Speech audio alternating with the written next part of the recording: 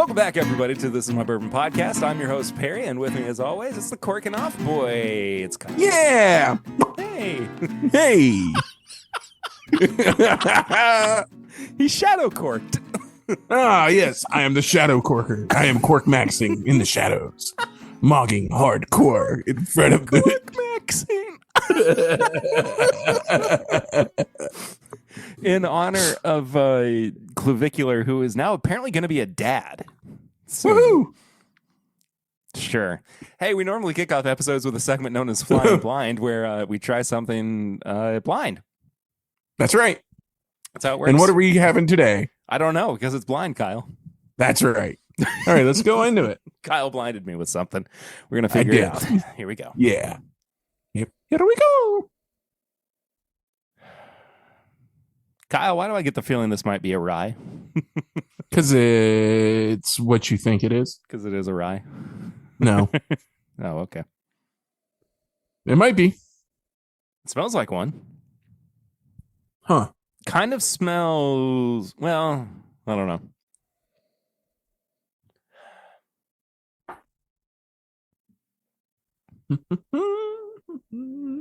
It smells a little bubblegummy.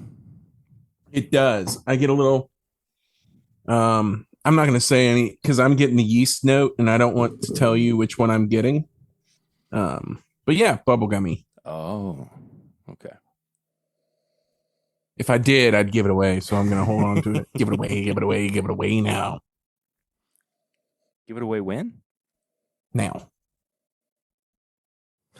Never mind. That's a stupid bit. I'm just going to bail. Let's Sorry. go ahead and take it. All right. Red hot cheers. It wasn't you. It was me. I just didn't. Yeah. It's okay. No, it wasn't your fault. I just didn't have anywhere else to go with it. Yeah. Me either. Yeah. God bless you. Here we go, boys. Enjoy. Chills. What? Chills.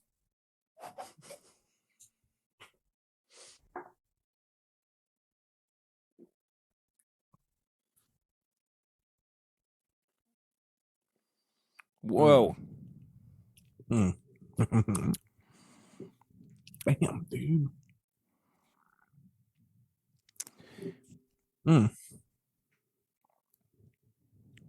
It reminds me of TKOs. That's so weird. Because it's nothing like it. Yeah, that's fair. Yeah, literally, there's only one piece to the puzzle that is like it.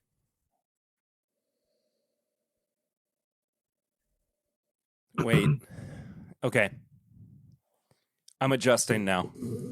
Okay. I'm adjusting to it. I'm learning something about my palate recently, which is that my first nose, my first sip are always inaccurate. Like it takes the first cycle for me to really get adjusted to it. And then it's like, wait. Like there's something going on here that you've missed out on. Yeah.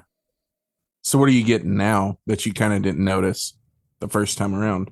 Which that also is a normal thing. Well, sure. I didn't mean to laugh at you about that. No. It was just the way you said it was very funny. Yeah.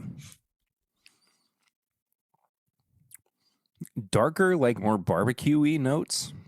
Oh, for sure. I'm getting like the barbecue rib, like, and wood spices all combined. Definitely. I like that note. And I think you'll like that note once you figure out what it is.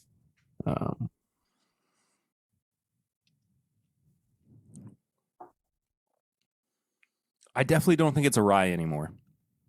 No, it's almost got like this old school, dusty, classic bourbon thing going on for me.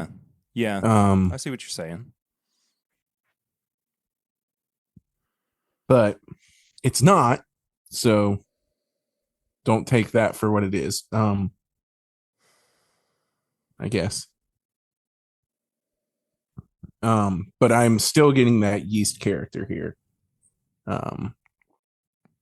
and I'll go ahead and say it now at this point. It like a banana-y note.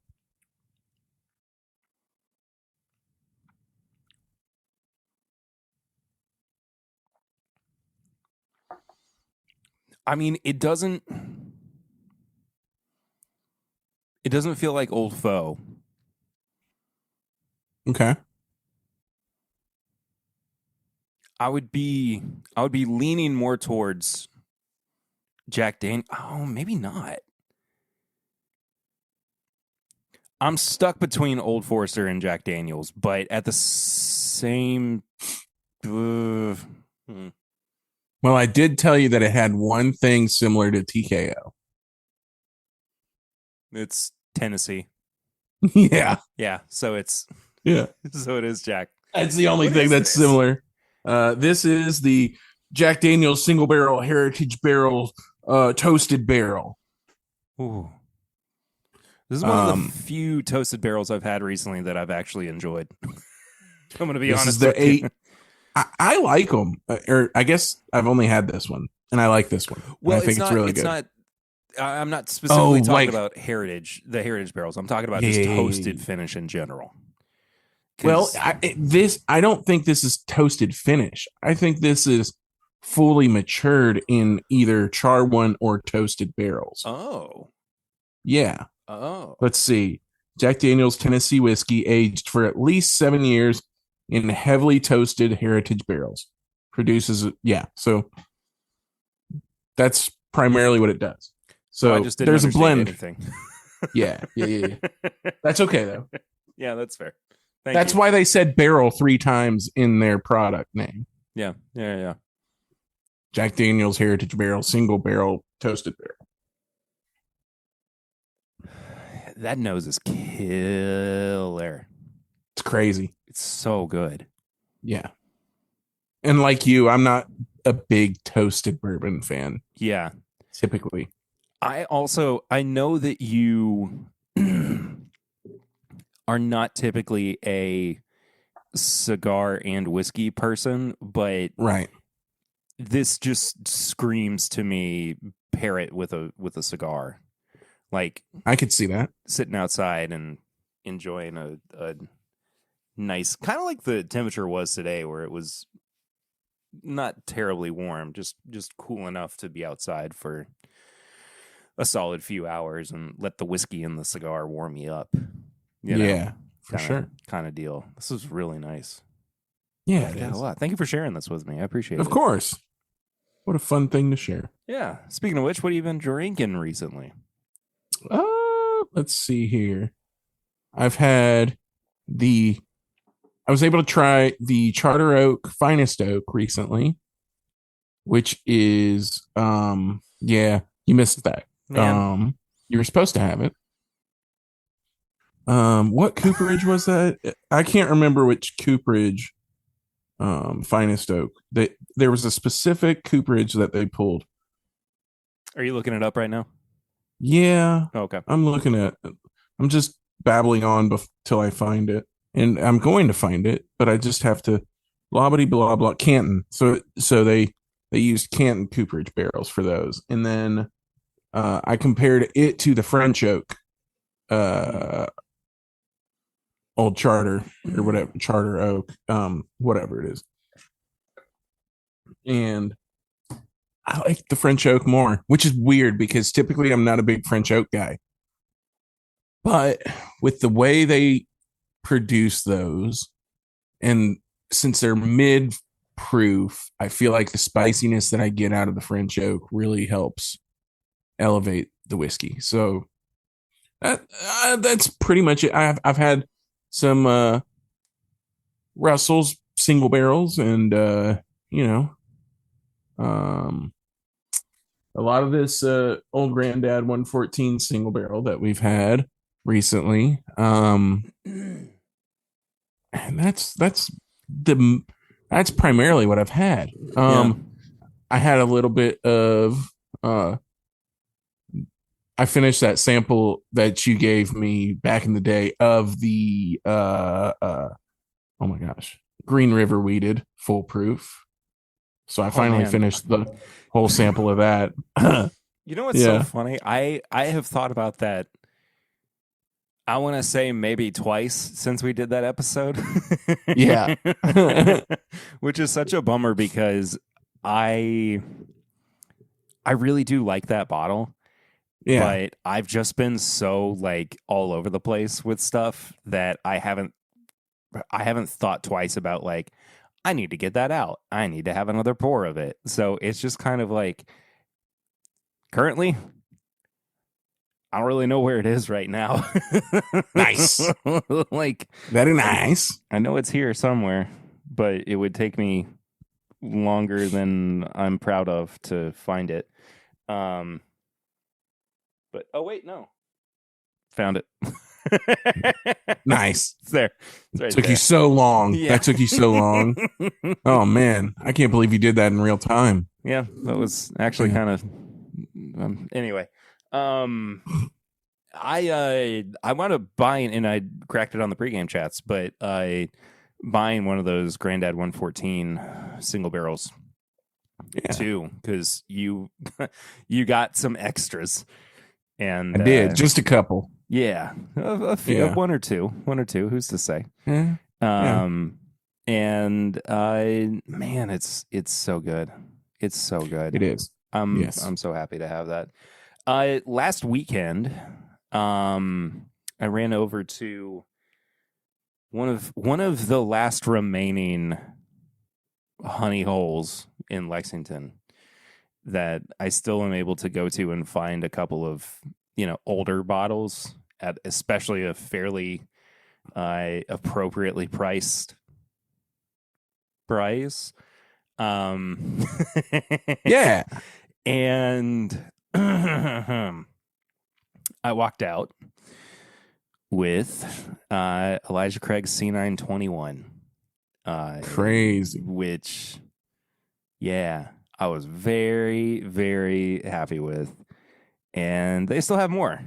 So all right. I will be going back. And I think they have Larceny B521 as well. Which was definitely not a good batch of Larceny barrel proof. No, guaranteed. No. But just for anybody, I'm not going to reveal where this place is because I don't want you going and buying up all the stuff that I, want to keep secret there. But Perry's going to go grab me one of those Elijah Craig's. Oh, 100%. Well, I'm also grabbing myself another one too, because Elijah Craig barrel proof that was still 12 years old.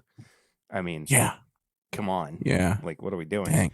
I also ran over to Mere Twin and had lunch last week, and they just so happen to be releasing a new 4-pack of beer, and it was called La Tortuga, and it was a dark Mexican lager, and it is spectacular. It's so good. I'm gonna have to go get another 4-pack because it's not lasted very long. It's just excellent. I love Mere Twin. I've said this before. It's one of, if not my favorite, Lexington brewery. It's a nice one. I think the vibes there are great too. So for sure.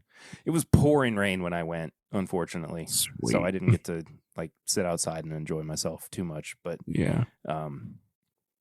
I did sit at the bar and watch the Cleveland Cavaliers playoff game, which I had zero interest in at all. But it was fun to watch. I found out that James Harden is 36 and still playing professional basketball, and I was like, I think I'd break all of my bones if I did that for 5 minutes on a professional basketball court. Not gonna, do anything like that. It's crazy. So, like LeBron's still playing in his 40s. It's just with his son. Well, his son is there. Yeah, he scored 5 points the other night. yeah. He's there. And one of his successful field goals was with an assist from his dad too. yeah. Son, score. Dad, can you give me one, please? I need some help, please, Dad. Give me the ball, Dad. Dad, come on, give me the ball. Dad, I'm open. LeBron dunks. Yeah. All right, next time, Dad. He probably just didn't see me. He probably just didn't see me. This has been going on for 3 years. Yeah. Oh man. All right, folks, we've got for you a review this week. It's been a couple weeks since we've done a review. You know what's fun? What I have enjoyed about the corking off era of Timbip is that we're not doing reviews every single week. I really just appreciate it. We're doing, flights here and there. We're doing taste offs. I'm doing more interviews. Like, things just feel a lot more lively on the show than they have in a while. And it's just been good. And I appreciate you, as I've said before, invigorating things again, Kyle. But every now and then we got to come back and do a review. And we're doing Elijah Craig Barrel Proof Rye A126 for this week. And come on, focus. Come on, focus. It's actually beautiful the way that it's not working. It's kind of like a nouveau art. Make it work, Daddy.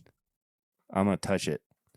Touch. Touching me, touching you. You know that song's like about a small kid, right? That's good. Yeah, it's like a pedophile song. It's the Epstein song. Yep. What was that proof? 120 point. Oh, you couldn't see that? Not particularly. 120.4. It's okay. 1111. Okay. I did cork this off so you can see my psychopathic review of it on Instagram and YouTube at Corking Off. Very close to the C921 Elijah Craig Barrel Proof Bourbon, which is 120.2 and of course 12 years old. Ooh. So here's something I want to bring up too, before we go too far, and it's not. It has nothing to do with it has something to do with the rye, but it's a question of what's going on with the bourbon, because we have heard, and this is the last episode of April for 2026. And we've heard nothing about the bourbon batches for Elijah Craig Barrel Proof for 2026. Usually by now, we've heard or at least gotten the A1 batch for the bourbon. Yeah. And by May, that should be the second batch, right? The B5.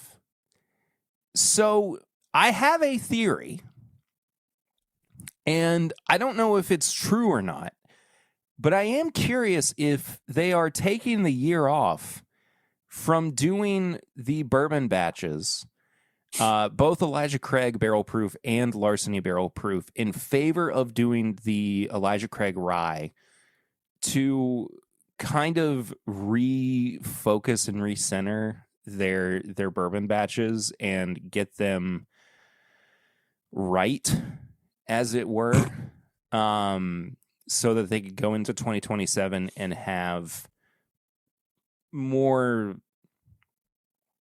appropriate products, more centered products than what they've had in the past. And it's not to say that they have to put out consistently double-digit age statements or, close to 12 years as possible. But as they started to drift towards, 8 years minimum, 9 years minimum, unfortunately, the quality really did start to drop. And I'm just curious if we are, seeing them quietly, taking that time to focus on, behind the scenes making those batches as good as they can while still giving us something exciting like the Elijah Craig Barrel Proof Rye, but just not like saying anything about it because they not necessarily don't want to admit that they did something wrong, but they're not, out and out saying like, hey, we know that this was a mistake on our part. Yeah, no, I think you're onto something there where they could be waiting. We've seen the same thing with Russell's picks dropping from 10 to 9 to 8. Yeah. I saw a 7-year pick recently. Oof. And I think it's because there's a gap in stocks because there was a period of time where everyone slowed down distilling for a period of time, maybe about 12 years ago. Who knows? Yeah. And those stocks in between like 8 and 12 now. So the 9, 10s, and 11s are fewer and far between right now due to those 3 years of being lean. That's just a guess, but it's appeared that way for multiple distilleries. And maybe it's due to having to allocate more of a certain barrel count to limited releases because they saw the hype of limited releases coming and they tried to make up for it on the back end due to the hype of that in the late the late 2010s, early 2020s. They saw the hype pop up, so they had to fix that. They allocated those barrels early. And now there's a space where there's like a dead period. So we'll see what happens, but that's my guess. Yeah. So I think Heaven Hill, Beam, and Turkey are experiencing this right now. Because again, Hardin's Creek went from a 16-year, 17-year product down to an 11-year product last year. Yeah. I'm not opposed to it either. My only thing is just say something. Like but the reason that I say that is because of the kind of long-standing transparency that Heaven Hill has had anytime things have changed like that. Like, I guess they've said, we're dropping the age statement from because we believe our blends are going to be more interesting because we can add lower age stocks in with higher age stocks was their claim. And you'll see 12 years again. We promise. The age statement is going to fluctuate. And then we had 1 out of 12 since. Yeah.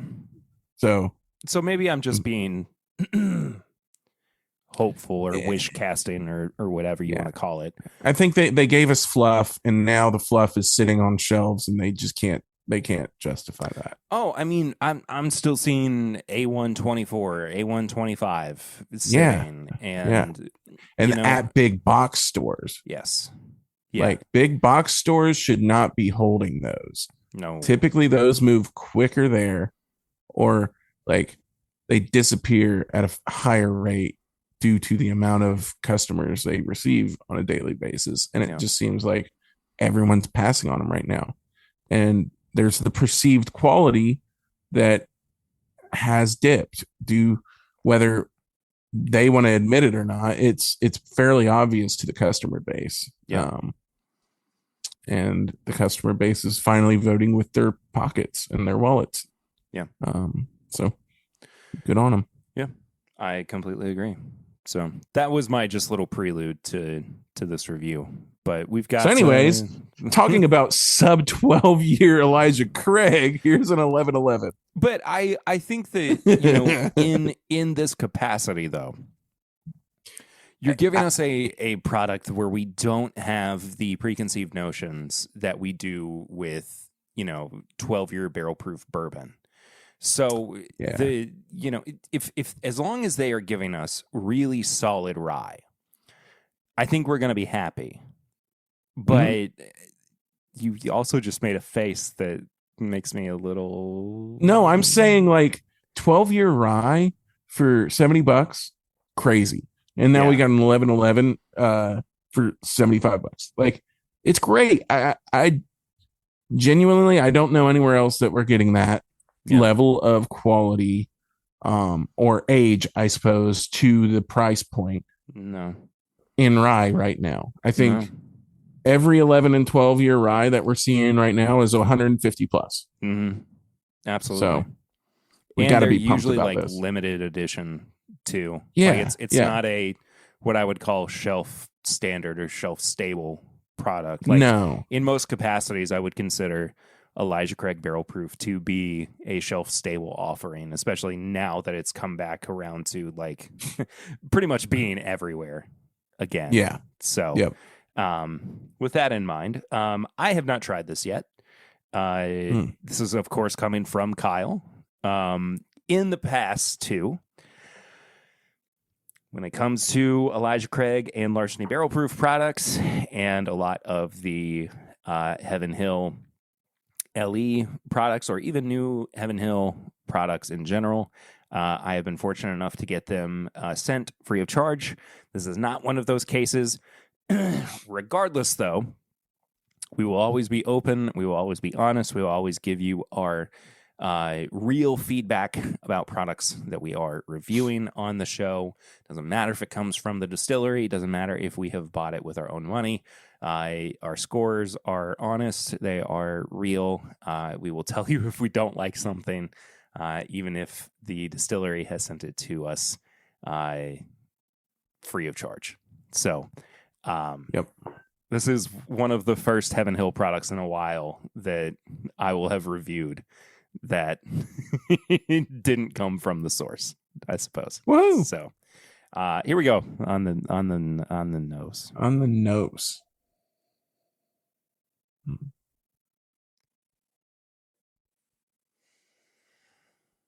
It is ethanol up front, and I said that in my corking off video, so it's still a little ethanol heavy, even now that we're past the shoulders finally. The caramel and vanilla lead the way. There's a little bit of that like ginger, like fresh ginger and candied ginger kind of crossing like going paths. to a Japanese restaurant. For sure. Yeah. And let's see, there is a little bit of nuttiness, but it's not really like getting in the way. It's kind of just hanging out in the background a bit. And it's dense. It's a very dense nose. With it being ethanol heavy, I would probably add a little bit of water too. Yeah. Potentially, like for anyone who is opposed to using water, maybe consider it this time. Just a drop. I think it would open it up. I get this like hint of fresh honey on the nose too. Oh, for sure. There's something about it where as a whole, it reminds me of a hot toddy.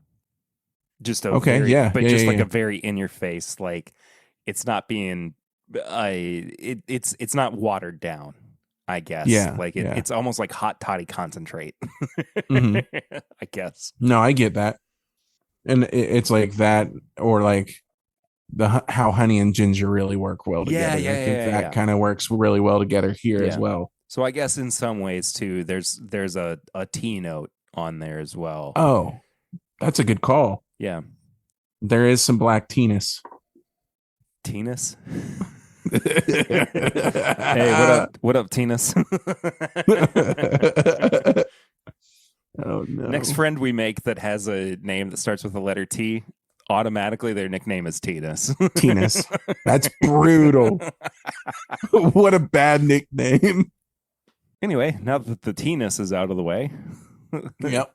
Let's take a sip, I guess. Yeah. On to the mouthness. It's kind of crunchy. Yeah. Really? Not in a bad way. I feel like it was so like viscous and oily. I didn't really get crunch to it. Midway through, if we're talking textures. Yeah, midway through, I get this very interesting I like candy bar crunch. Oh wait, no. I think I see what you're saying. It's very Heath Bar-ish. Yeah. Yeah, I see what you mean. Like there's that chocolate and then the hard caramel, Mm-hmm. uh, crunchy toffee. Yeah, no, I see that. And then so flavor wise, I think the black tea is on the front. Like you're getting 100%. sweet tea, Yeah. and then the honey and ginger also running together. Again, I think they translate really well to the They palate. really do. Um, there's a little kick of spice on the back end, and I really like that. Like probably like black pepper is what I get. Yeah. I want to say it's some like Middle Eastern spice too. Oh, you getting some garam masala in there? I was gonna say like cardamom. Ooh, I do love cardamom. Hmm. We're all over the map with our tasting notes tonight. Yeah, sorry, But we're kind of on one today. we actually are. Like we've unlocked the palette. Yeah, so I think I could see cardamom and anise together. 100%. Yeah, sure. so I see those kind of running together side by side. This is unbelievably good. Yeah, it's super good. It shouldn't be. I feel like it shouldn't be this good. Like I know that all of the components of it, like just tick off boxes for me. But there's something about it where like you know what I think it is? It's almost like a trauma response to the first couple of batches of Larceny Barrel Proof being not even first couple, like the first few years of Larceny Barrel Proof being so mediocre. Oh yeah. And just not expecting something like this to come out of the gate swinging as hard as it does. And For just sure. thinking that like there's no way that it could be this good. Now, again, or not again, but like something we didn't say up top was that this is the second batch of Elijah Craig Barrel Proof Rye, which we will compare to. We'll actually compare it to the first batch. Yep. In a moment. But regardless, though, and maybe it just speaks to the fact that Heaven Hill doesn't have, and I am saying fact because I do think that the general consensus is that Heaven Hill doesn't have a particularly strong wheated distillate, like across the board. I think they do. They just don't use it right. I think that's fair. I think that there was one year that Larceny Barrel Proof was my best bourbon of the year. Like, yep, it did happen. But, and there are times too where regular Larceny small batch does do super well for me. So this could be one of the hottest takes we've had. And this could polarize some people here. I would rather see Rare Elijah Craig. And hold on, Pride of Anderson County. I'm just joking. Okay, yeah. I would like to see the age statements. If we're doing this, let's do it full bore. Let's get rid of Elijah Craig's age statement and make it a 6 to 8 year product, and then give me Larceny Barrel Proof from 8 to 12 years. Hottest take I could come up with right now. Wait, are you talking about like the barrel proof bourbon going to 6 to 8 years? So if we flip the two, I feel like we would have a better experience with Elijah Craig's barrel proof at that point, and Larceny's would be better at that point. I don't know. I'm just trying to say something stupid just to rile up people, but in all reality, I'd rather see the reality of this. What I'm saying is I want to see Larceny outside of that 6 to 8 range and go 8 to 12, because I think the young wheat is what yes makes us upset. Now, I see where you're coming from.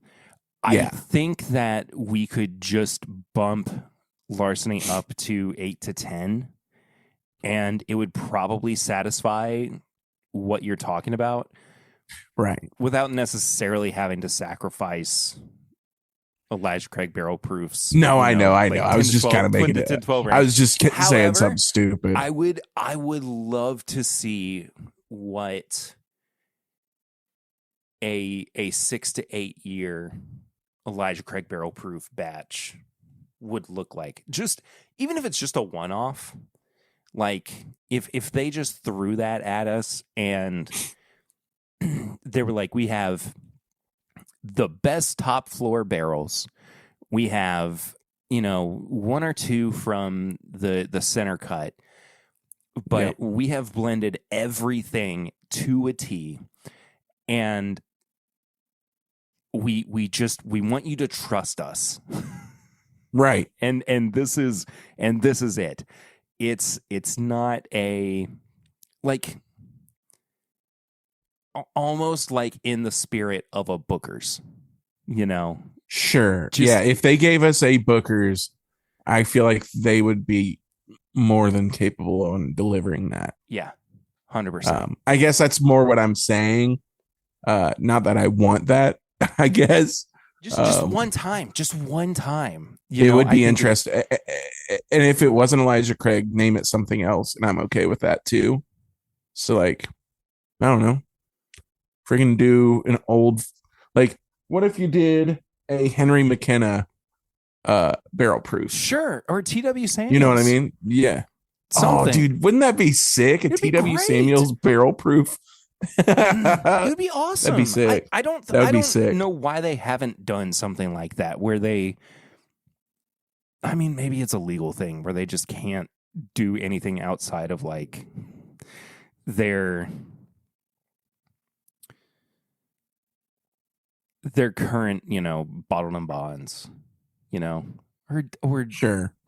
Dant barrel proof would be fun. Yeah. I don't know. Something to stew on. Regardless, this is great. It's wonderful. It's very wonderful. It's absolutely spectacular. Yeah. I haven't made a cohesive thought about the finish yet, though. Yeah, that's kind of what I'm sitting on right now. It's pretty good. Yeah, it's for me. It's semi-short. Yeah. It's not a little blowing my balls off. Yeah, it's not popping my cork. It's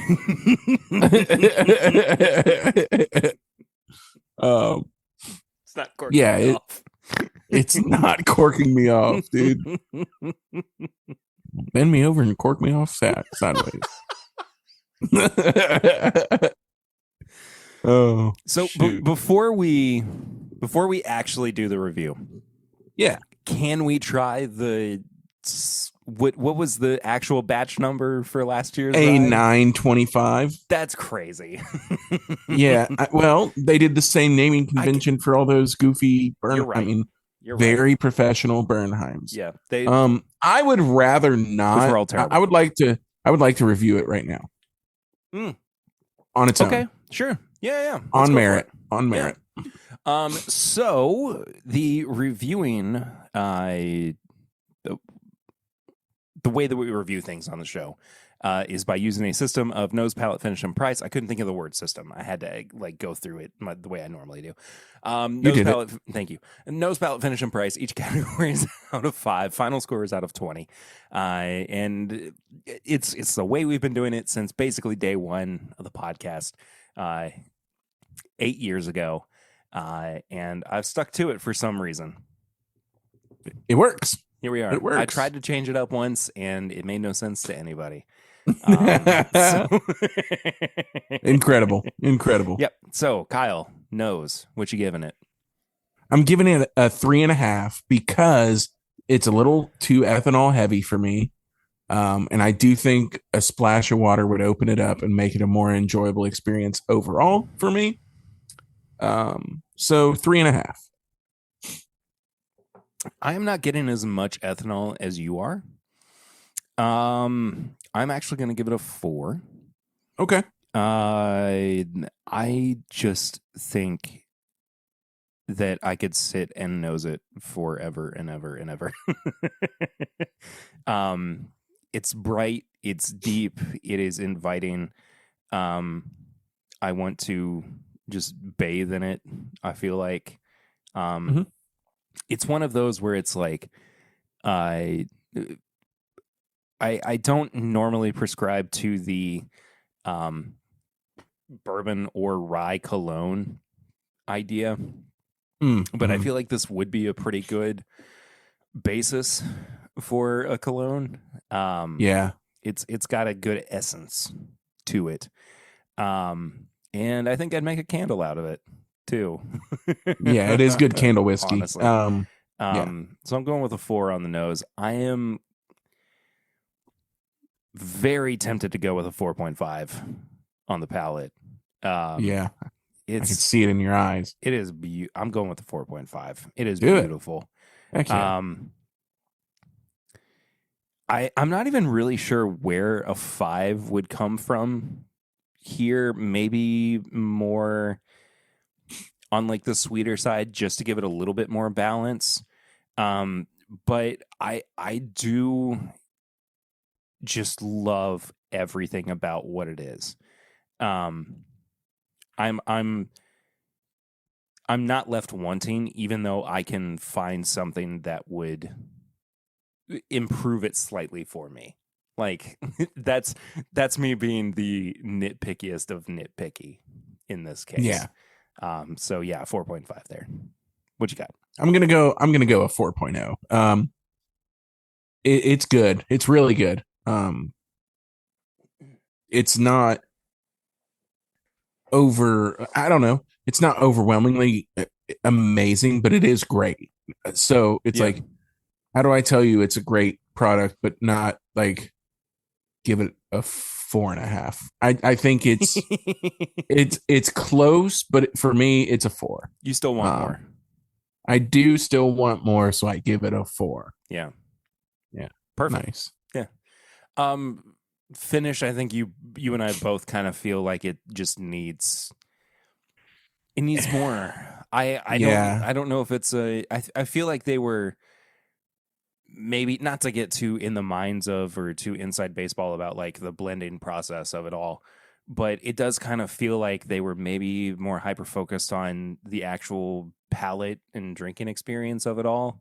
Yeah. So I am,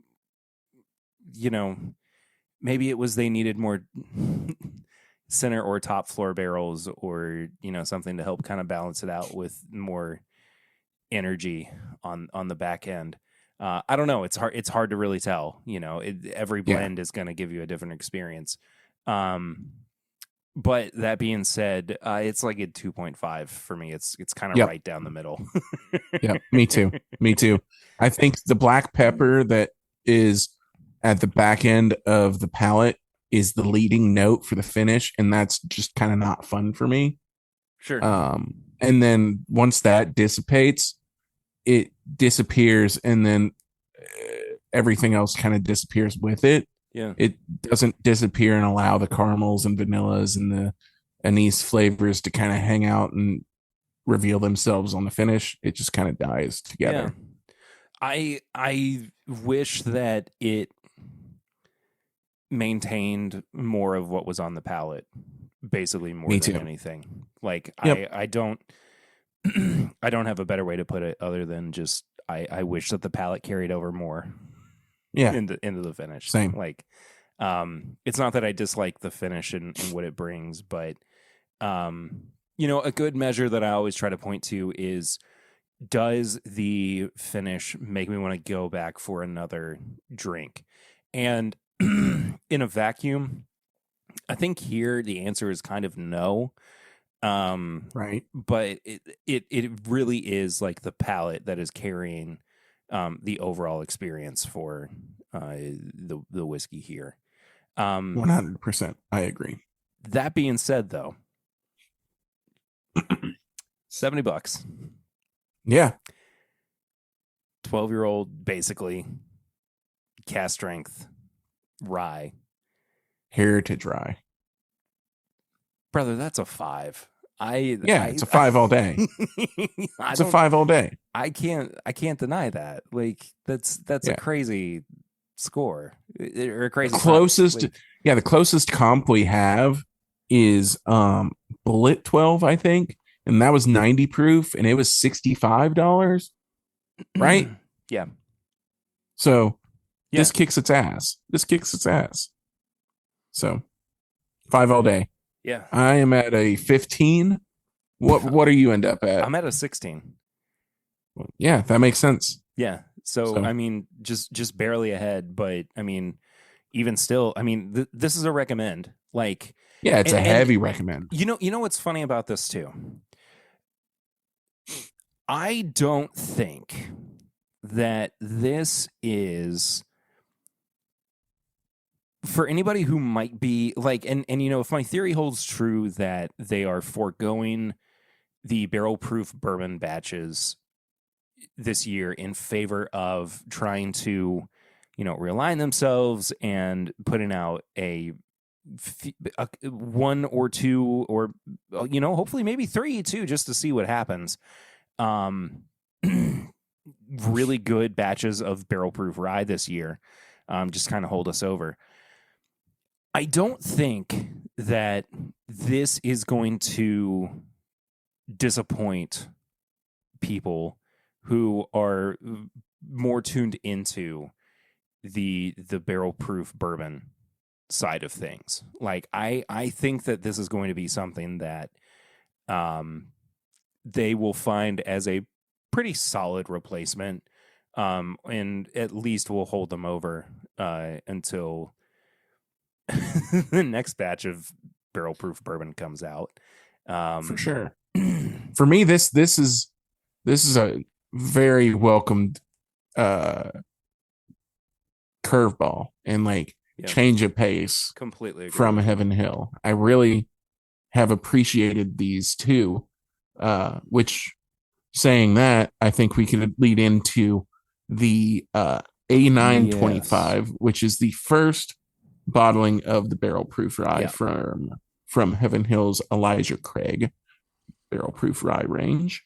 It looks a fair bit lighter. If I'm not mistaken, this is 109 proof. Yeah, right? This is a 12-year, 3-month at 108 proof on the dot. 108, sorry. Yeah, no, you're good. So I did a comparison when this first came out to Pikesville, and because that's 110 proof, 6-year. Mm-hmm. Yeah. And immediately, you could tell this had something more to offer, which I love Pikesville, but man. There is I gotta get a new mic arm. This thing is way too loud. Yeah. There is a big specific spice note on this nose. Mm-hmm. I'm curious if we have the same one, but it's oregano to me. Oh, Mexican oregano. Mexican oregano is awesome.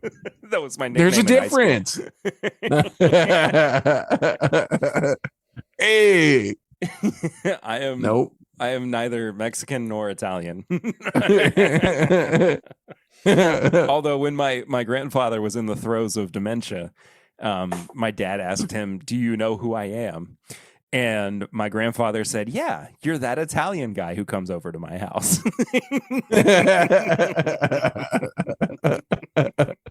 That's good. That's good. Again, we're not Italian. Not Italian. At all. Love it.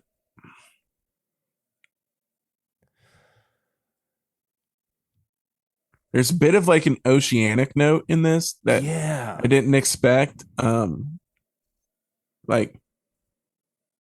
I like it, but very interesting. I think Heaven Hill's yeast is leading in this as well. There's some nuttiness Um,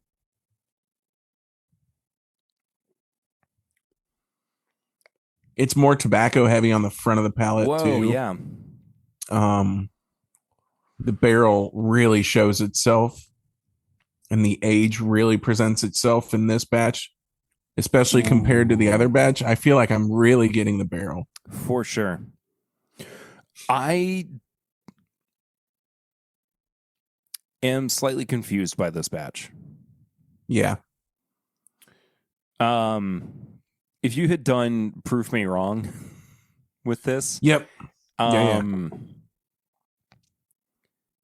everything would have thrown me off. I feel like I could have told you it was 95 proof, or I could have told you it was 120. You know what I mean? Yeah, 100%. Yeah. I mean, it does read. It reads super old. It does. I agree. It reads older than 12 years. Oh, yeah. I think they've got some pretty old barrels in here. Now, off rip, I don't like this as much as I do the A126. Interesting. I'm kind of the opposite, which is weird. Yeah. There's something a little abrasive about this that I think is what's causing me to go that way.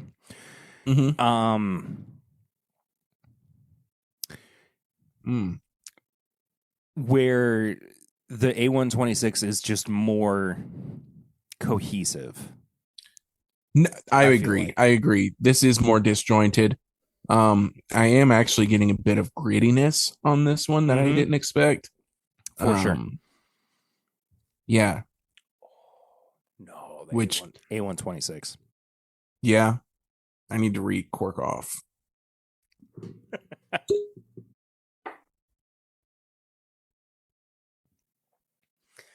See, now I got to find a bottle of the A126. Oh, okay. Yeah. I mean, A126 is a much sweeter, more pronounced and more robust whiskey. Yeah. I think the first batch, A925, is for, this is going to sound negative, it's for Dickel fans. Like, if you 100%. Like those Dickel 15s, if you like those weird, funky Dickel 15s, that's what this does. That one pick that you brought exactly. That one day? Oh, yep. For sure. Because this kind of tastes like we've got some 16-year-old bottom rickhouse bangers. So, yeah, that's good stuff. I would prefer. I don't know. I like it a lot. I like it a lot. I like it a lot. I like it a lot. I like it a lot. I like it a lot. I like it a lot. I like it a lot. Is that all you were saying the whole time? For the last like 45 seconds, I was like, I don't think this is going to be good content, so I'm just going to say shit. Man, I don't know when I got this barrel. And it says 9 years. It could be older than that. I bet it is. This is a 103 proof. Yeah, 103 proof. Dickel single barrel. I'll grab my little 15-year Dickel tickle.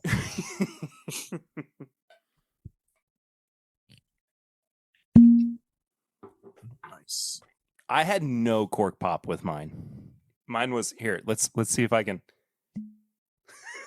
Ooh, it sounds very loose. It was very. It was tired. You woke it up in the middle of the night because there was a tornado warning.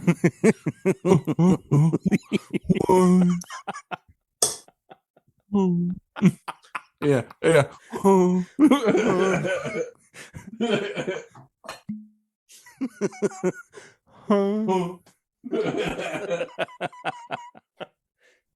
No. Yay. 2018? Is that when I got this from? 2018? Sheesh, dude. Why do I still have this? I don't know. You got to kill it, dude. Brother, it's still got like just under half of it. Hurry up. All right, I'll bring it this week. All right, we'll kill it. We'll kill it. It's half the way gone. Yeah, we'll kill the whole thing. It's fine. I'm an adult. Whew. Wildly similar for me in the experience department. Mine smells like Frosted Cheerios. Oh, bummer.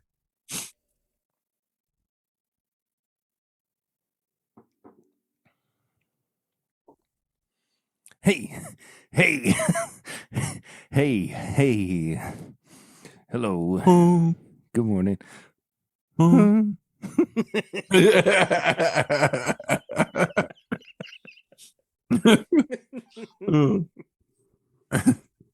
You ever heard of Dickle Tickle before? Now he's scared. I mean, I'm still gonna bring it. Hey. Every time I have it, I just like that's my reaction. I'm just like, hey.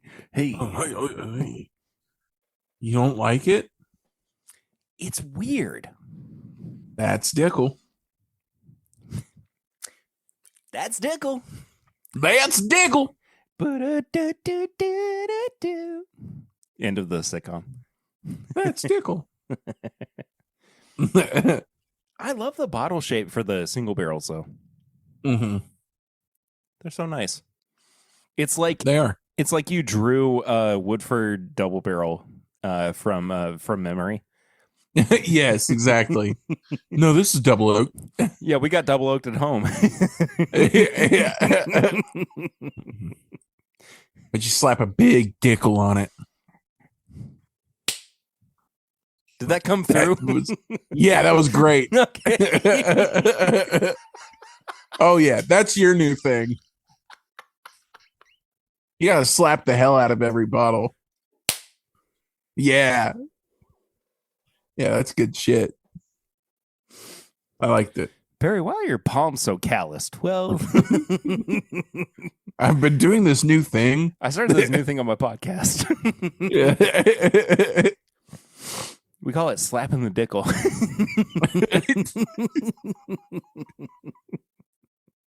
Oh. Anyway, what we've come to find out is that I preferred the new one and Kyle prefers the old one. But well, I don't know. When I went back and had another pour, I think I like the new one more as well. Oh, okay. Overall, the old one's fun and it's weird and funky. But I think the newer one matches up with like not only like a larger audience, but I think like it meets expectations more for what Elijah Craig is as a brand. They also don't feel like they're from the same family. No, they act completely different. Yeah, they don't feel like they're from the same distillate at all. And now I think that leans into my theory that the A925 is more like low mid floor stuff. Yeah. Because it is funkier, dustier, and like a little bit more similar to Dickel, which has only like two ricks. Like they only stack too high or something like that, which is why they have such low proof stuff. Oh. So very similar idea, similar vibe. And when I compared the two, I felt the same way. So that's where I kind of feel the barrel selection really played a key role between the two batches. Everything about the A925 just sits on the top of my, like the roof of my mouth. It's so gritty. Like it feels like it is. It feels like grits. Like just actual. Yeah. Anyway.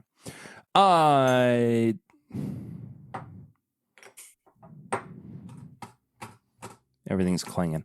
Next up, though, we got a segment of the show that you, dear listener, can actually be a part of directly. If you pull out your phone right now, you either go to your phone app or your message app and type in the number 859-428-8253. If you text us or leave us a voicemail, we will read it out or listen to it here on the podcast. I'm going to be really honest with you right now. My palm kind of hurts from the hard slap that I gave that bottle to. Dick slaps are crazy. Yeah, the dickle slaps were something else. But we call this segment of the show Barrel Rings because it's you ring us up and there's a barrel that you age your favorite whiskey in. Whiskey puns, dude. Whiskey puns. Do you get it? Somebody else came up with it. I think it was Michael Sullivan. Bro, do you get it? Thank you, Sullivan. That's really smart of you. Yeah, but thanks, bro, Sully. Do you get it? We appreciate you. Do you get it? Bro, tell me if you get it. Barrel rings. Look, we got one. And it's very important. It's a PSA, practically. Ooh, I'm excited about this one. Oh, he actually says he's making a public service announcement. Ooh, fun. This is Andy. Oh, boy. Making a public service announcement. Here we go. Elmer tea belongs in the freezer. Yes. And light whiskey is great. You're welcome, Kyle. Thank you. And all love, homies. That's it. That's all he said. I love it. That's perfect. That's all I wanted. So, should we? We got to provide some context. I think so. I think it's important. Yeah, because Andy's technically I'll let you take it from here. So Andy's a rock star. I don't think you guys realize this, but he's kind of a celebrity. He's most known for going on to being on a Brutal episode, actually, wildly enough. And he was comfortable enough to let Brutal come to his house and show him his collection. The issue is that he put all of his whiskey in his freezer. All of it. So he had Eagle Rare in there. He had an Elmer T. Lee in there, and just incredible. Probably one of my favorite things I've ever seen on planet Earth. And it kind of, for me, it rang true. Like the moment he pulled Elmer from the freezer, I'm like, that's where it does belong. But now that it's $90, it feels so wrong, and that's so sad. Well, the funniest thing about it too is that Elmer probably would have wanted you to keep your whiskey, not just Elmer T. Lee as a brand, but like your whiskey in the freezer. Like that is just what he believed in. Like, bourbon and Sprite. That's what he did, right? Yeah. That's my dog, dude. So anyways, Andy's a G for that. Yeah. And he wants to remind me as often as possible that he loves light whiskey and light whiskey is valid, which you guys know my feelings on that. But yeah, sure. Go ahead. Penelope 18 is the greatest thing on earth. Let's talk about it. I haven't seen it, so who cares? Well, we're not going to do the light whiskey episode next week. Darn it. We got to do the Knob Creek Blenders edition. We do. Do you have it? Not yet, but okay. That is next week. Cool. Next segment though, high proof hot takes, where we moan, we complain, we got things that have been burning our buns. That we just got to get off our chests, honestly. Like I'm I'm tired of some things. I know you are too. Or maybe they've just, you can't keep it in anymore, and you got to just let it out. It's been boiling over. It's no longer on the back burner, and it's finally up. We've moved it to the front burner, and this topic burns my rear end. Okay, one of my least favorite things on planet Earth is shopping, doing grocery shopping. Like, it's the worst thing on Earth. The second worst thing, which may be actually the worst thing, is grocery shopping when the old ladies are standing in front of the milk and the eggs and trying to decide which milk or eggs they want for 20 minutes. And they're blocking the whole aisle. So you can't get through. If you say, excuse me, you're a dick. If you don't say, excuse me, and you stand there, they think you're hovering and being creepy. The reality of the situation is, oh my God, get out of the way, grab an egg, grab some milk, and get out of the way. Nobody's a winner. That's right. Actually, the ladies are a winner. Because for sure. Because they're always right in that situation. And actually, they're always right, no matter what. No, this is true, and we should accept that. Whether they're... I reject that notion. You should always try to live under the understanding that everybody is doing the best that they can always, not that they think that they are the most important person. Even though I do frequently get off. Nice. Continue that sentence. Yeah. I do frequently get cut off by people in traffic. And I say, I'm so fortunate to be in the presence of the most important person in the world. Yeah. Right now. Yeah. Yeah. But yeah, I get what you're saying. So I just got a new keyboard. Nice. Okay. It's a really good keyboard. I like it a lot.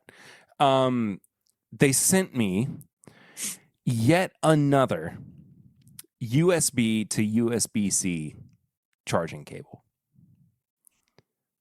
Sick. I just don't understand the point of that. Just send me a USB-C to USB-C charging cable. Like, we've made it to that point. We have gotten to that point. Why are we still doing B to C? Like, because it's slow. It doesn't work right. Exactly. Give me C to C. Everybody has moved on to C to C at this point. Now, I'm not saying that, like, I still have a 14 Max phone, so I'm not quite at the same charging capacity yet, but I still have, like, the Lightning Max, Pro, whatever. I don't care. Starting to turn into Alex Jones. They're turning the frogs gay. They're turning the frogs gay. He lost InfoWars this week to The Onion.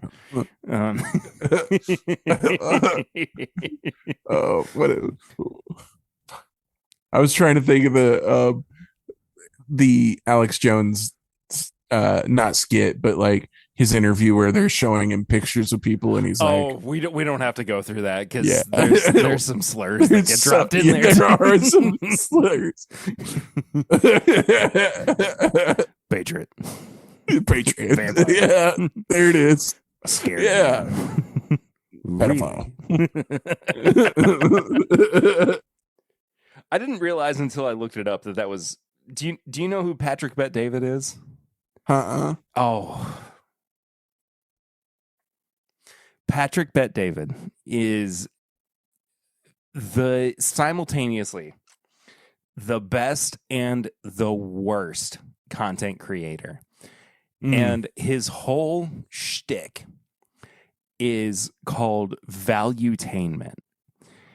And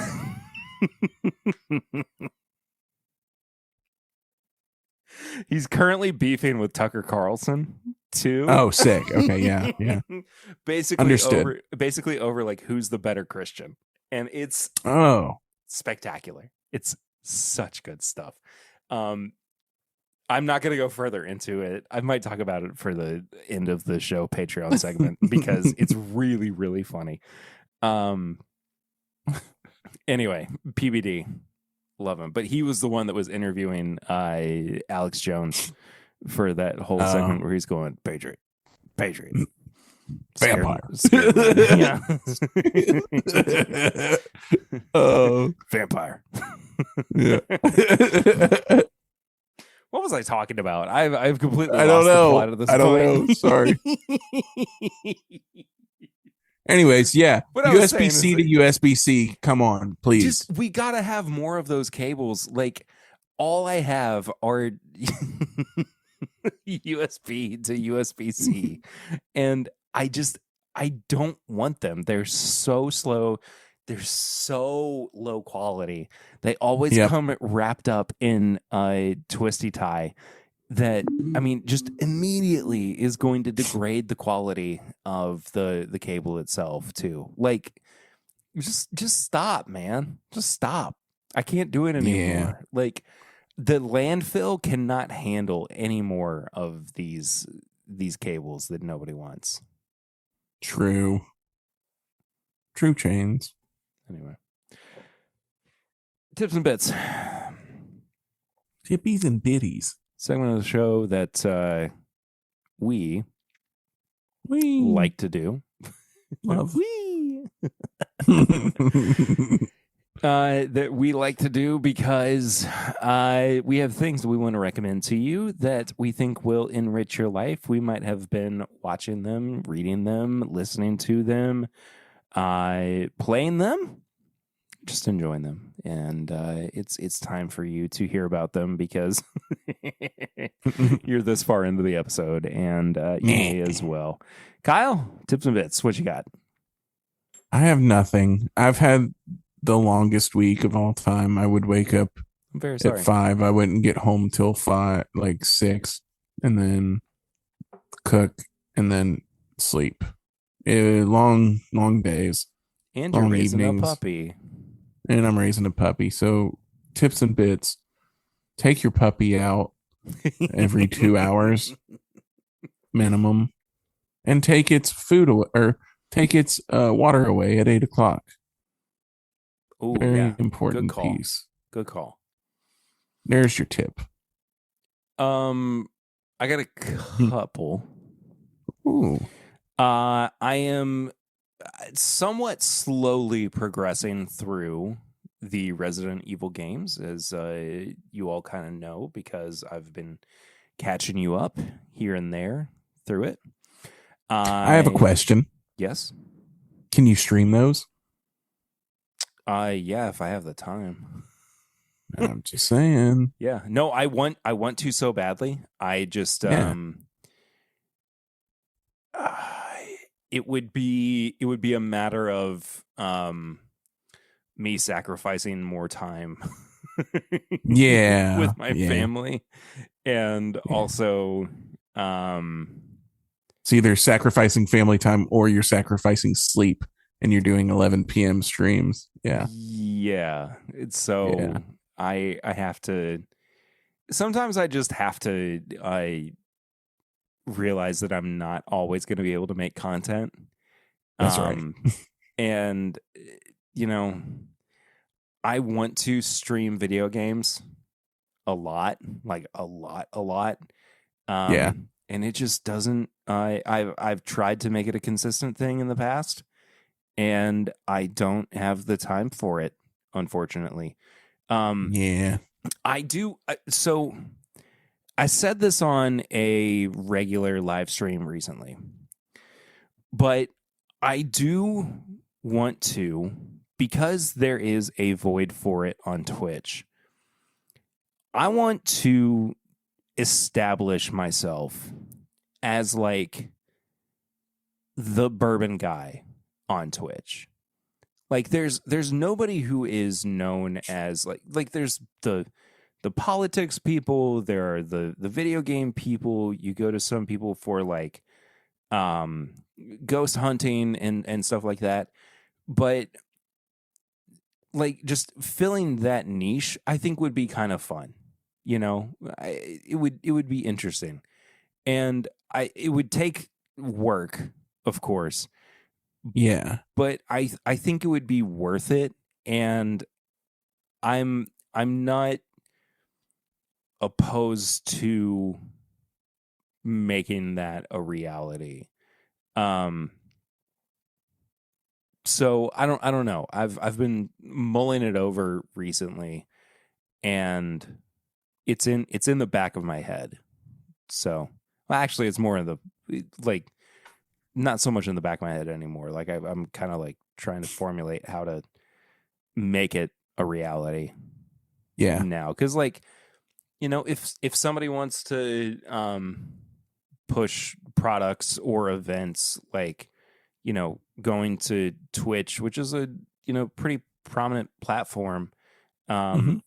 um, coming there and doing an interview or streaming the event, they're like, well, this guy is the one who has the biggest show or the biggest platform on the biggest live streaming platform, which is Yeah, Twitch. Like I feel like that could be useful. Like there's nobody who is prominently doing live streaming for bourbon stuff.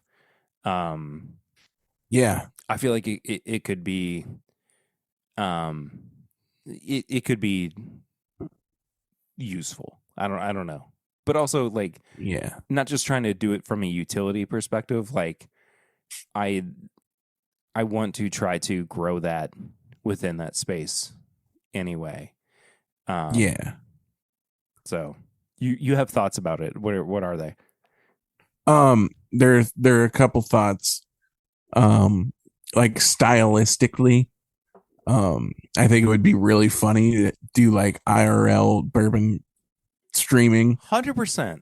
where you're like 100%. you're streaming walking down and doing a bar crawl and trying to find the best bourbon that day, or you're Yeah. going to the store and you're going to go to the liquor store and find the best, and you're like bourbon hunting with people. But even festivals too. While they're watching. Yeah, exactly. The festivals. Yeah. But you could do basic day to day of a bourbon dweeb shit. It'd be great. Yeah. Like there is a way to attack it where it fits into the Twitch niche, but also make it a reality for bourbon. Yeah. Too. Like I think it's just not been explored. And yeah, I agree. So watch out, guys. Perry's going to become the Kai Cenat of bourbon Twitch, where he's going to have Bruce Russell come over and they're going to have pours together and they're going to sit in the cuck chair together or cork chair together. And then, the cork chair. Yeah, the cork chair. And then Drewski's going to come in and he's going to do Jello shots. I don't know. Actually, good work. These ideas are kind of fire. Anyway, kind of hit. So I finished up Resident Evil 2. I loved it. I wound up playing it through twice because there are two main characters that you have access to. Leon Kennedy, who winds up, I believe, being a main character throughout the rest of the series, and then Claire Redfield, who is the sister of one of the main characters in the first game. And I was like, I just want to go through both of these storylines because I kind of had an understanding that you're not playing the same game twice. Like they have their own individual branching stories. And they did, and it was phenomenal. That's awesome. I just was so engaged in it. And then I basically went right into 3, which was both, and I'm not gonna give too many thoughts about it yet, but it was both frustrating and exciting because there are concepts from 2 that carry over into 3. And there were just some things about it where I was like, let me kind of ease into playing a new game. Like, you know, I'm used to, in large part, games like, and this is just kind of my blind spot in most cases, Zelda or Metroid, where you're kind of starting from 0 and you wind up into like getting abilities or getting tools or whatever, and you're not being thrown into the nth degree of intensity. But 3 kind of does that with Resident Evil. And you're like, hey, like, what on? It was a lot all at once. Dang. But it was fun, and I'm really enjoying it. I can't wait to get more into it. So yeah, I also have I thought about this earlier, and I have a secret. I've never done a secret tips and bits before.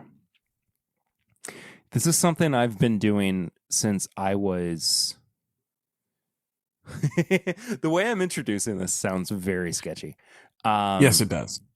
This is something I've been doing since I was 16. Okay. When you're on the phone with somebody, don't hang up first. Let them hang up. Because I'm always worried that they have something else they're gonna say, and because I'm usually done with the conversation, and I need, I've gotten as much out of it as I need to, but if they're like, oh wait, like let them be the ones to hang up, because usually the other person is the one that will go click done. And it's just like a little secret life hack. Like, other people will normally hang up the phone first. So don't hang up first if you're on a phone call. That's a dating tip. Well, it's not. That is a dating tip. It's a dating tip, and it's also just a real life hack. Yeah, I know for sure. Like, because if you're on a business call too, sometimes people are, they've got other things they've got to discuss, and they're like, oh, I forgot that I had to, cover this with you, Yeah. Anyway. Yeah. Kyle's yawning. I am Lord. I am. It is peek behind the curtain. It is 12:49 a.m. It is. So it's true. Yeah, so your boy tired. We're gonna go ahead and wrap things up here. We thank you all so much for listening. As always, we love you very much. It's been a really, really good episode. I'm very happy. I agree how this one went and turned out, and we've had some fun things that have become bits now too. Yes. I think. But anyway, Kyle, where can people find you on social media? You can find me at Corking Off at most places, at your earliest or latest convenience. Whenever you can, Yeah, that's fine. If you're feeling like it. You can find the show at My Bourbon Pod on all social media channels. If you want to find me personally, I am at pritter1792. If you want to support the show, you can do so by heading to patreon.com/mybourbonpodcast for as little as $1 a month. For as little as $5 a month, you get bonus content every single daggum week. Kyle's really trying to cork off, and it's just kind of more than anything. But it's fine. You get bonus episodes on Monday. You get the pregame chats on Tuesdays and early, uncut, unedited access to the week's version of the podcast on Tuesdays as well. Kyle might need to go to bed, so it's okay if we skip some stuff on the back end. We ain't skipping shit. I was just yawning for fun. Let's get it. Never mind. Yeah, shut up. He's committed. We're ready to go still. So Patreon's getting stuff after we say goodbye. That you would normally not get. Post-game chats. So, post-game chats. Or whatever you want to call it. I think I've mentioned this before. We used to do a thing called Last Call that was like highly edited. I'll play some for that. Play some of that for you in the back half too, because it was so insane. I might actually have to. I don't know. It doesn't matter. Anyway, you can send us questions or comments to thisismybourbonshop@gmail.com. Great way to get in contact with us. If you have thoughts or feelings about the show, I think I have an email that I needed to read out, actually, or at least address. Ooh. Where is this? Email address? Nice. Oh, yeah. Yeah. It's from Matt Welge, Uncertified Whiskey Hunter. Just listened to your last podcast, and I wanted to say congratulations on having Kyle join the show. I hope you guys have a good long run. Regarding that feels like he's cursing it. That's okay. Yeah, that hurts. Regarding the Old Terrell, I'm sorry it didn't work out so well. I haven't had it, but I wanted to share something I learned recently. We had Brandon Cummings on the show last year. He is the blender for Altamar Brands, maker of high-end Wicked Bourbon and Rye. He shared that he learned something from his first batches to his second, that patience with proofing matters a lot. If they, Old Terrell, had a cast strength 8-year batch of barrels, but had to batch cut and bottle quickly, that could definitely have contributed to the medicinal notes. One example of a producer doing it the right way is Beautiful and the Damned. Kevin batches bourbons and ryes from MGP, but proofs them down 1 proof point a day. This really helps to maintain good mouthfeel, fruit, and floral notes often found in the cast strength versions. Not sure if they are available in Kentucky, but it was just a recommendation for something tasty to encounter the less than excellent pour. Take care, and good luck to you and Kyle. Cheers, Matt. Thank you. And Matt is the host of, Whiskey Tequila Fridays, WTF podcast. I like that. Never heard of That's it good before. stuff. Which is a fantastic show. Go check it out as well. You can also find all of our apparel and merchandise at bourbonshop.threadless.com. Get you a hat, get you a shirt, get you some stickers, get you a skateboard, get you a shower curtain or a beach towel. So many things. I still want to see someone shred the gnar on one of those skateboards and tag us in it. Just saying. My Daily Bourbon, we're looking at you. Yeah. Come do a kickflip. In my house. Please. Don't do it in my house. Do it in his house. Did you see what happened to Billy Strings, by the way? No, did he do it in his house? No, he was coming out for an encore. I think it was last week. And he was on his skateboard. And he was going to do a kickflip, and the board came out from under him, and he broke his leg. Nice. Yeah. That's good shit. That's how you provide to your audience. Yeah, good stuff. Yeah, good stuff. Yeah. Thank you, Billy. Yeah, love him. Speedy recovery. As we said earlier, 859-428-8253. That's our Barrel Rings number, where you can leave us a voicemail or send us a text message, and we'll read it out or listen to it here on the show. We also have a P.O. box if you want to send us samples or bourbon. Yeah. Or stuff. P.O. Box 22609. Lexington, Kentucky 40522. It's awesome. It's good stuff. Yeah. I don't know what that means. And then last but not least, it is good stuff. Yeah, it is good stuff. Leave us a 5-star rating and review on your podcast app of choice. Please, it's good stuff. It does help. It is good stuff. And that's it. We love you. It's good stuff. See ya. Good stuff. Well, next time we've got the Knob Creek blenders. Good stuff. Yeah, I'm sure it's good stuff. See you, good stuffers, later. Good stuff. I'm good stuff. And you are. And I'm good stuff. And this is my Good Stuff Podcast. Good Stuff Podcast.